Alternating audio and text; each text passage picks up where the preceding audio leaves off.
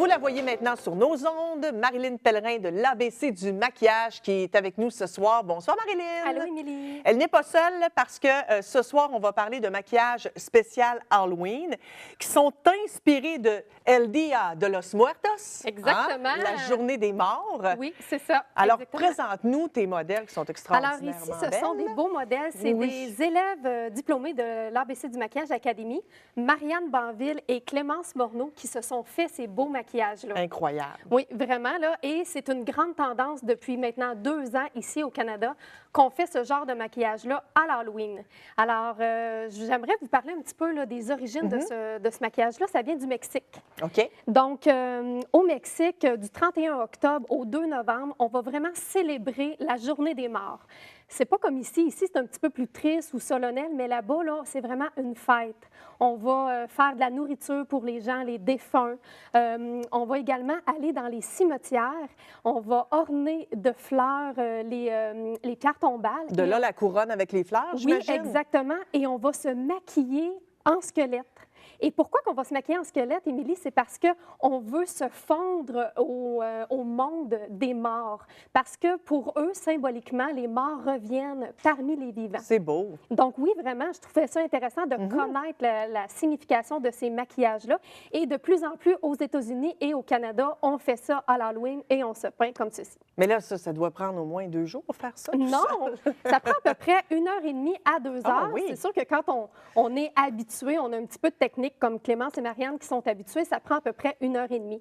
On peut aller s'inspirer là, sur Pinterest ou sur Google pour aller chercher là, des lignes directrices. Vous voyez qu'ici, on a 2 effets quand même différents. On a le côté un petit peu plus sombre de Marianne, mais on a le look toujours coloré, donc avec les cheveux.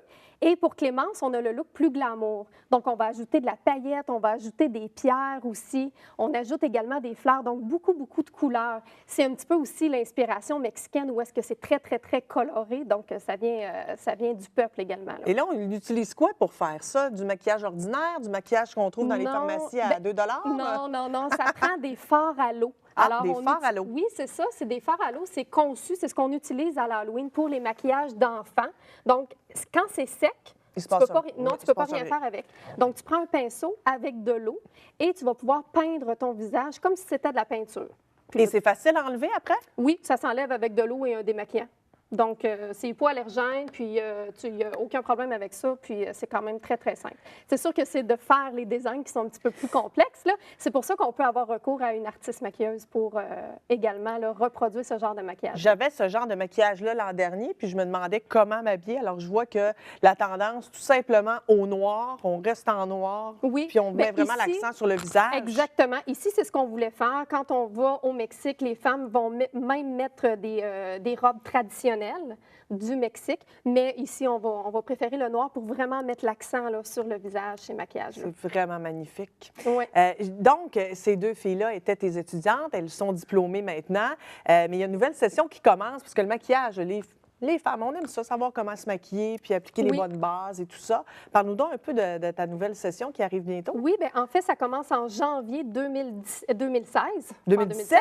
Oui, non, mais oui, c'est ça. Oui, ben on va avoir changé d'année, on l'oublie. 2017, ben oui, en janvier 2017 jusqu'en juin 2017. Donc, c'est une session sur 6 mois que j'appelle intensive parce que la session régulière, c'est sur 10 mois. Et c'est 1 fois par semaine. Donc, les gens qui vont s'inscrire peuvent vraiment venir suivre la formation, continuer à travailler ou aller à l'école.